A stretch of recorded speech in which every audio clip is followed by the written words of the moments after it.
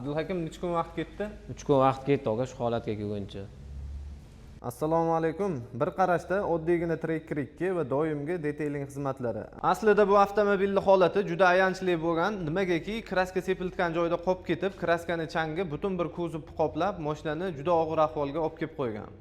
Yanada tushunarliroq bo'lish uchun bu bizga kelgandagi holati, bu Glenadan kelgan holat, bu polirovkaning birinchi etapidan keyingi holat. E'tibor berasizlar, qanchalik ajragan. Bu polirovkaning ikkinchi etapi, bu uchinchi etap, ya'ni finishni etap.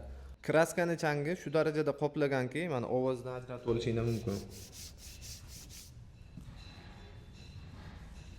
Odatda detailing xizmatlarimiz 3 etap bo'ladigan bo'lsa, bu avtomobilga 4 etap xizmat ko'rsatganmiz. Umumiy 3 kun vaqt ketdi. 3 kunlik mehnatni natijasini bitta ko'rib chiqasizlar.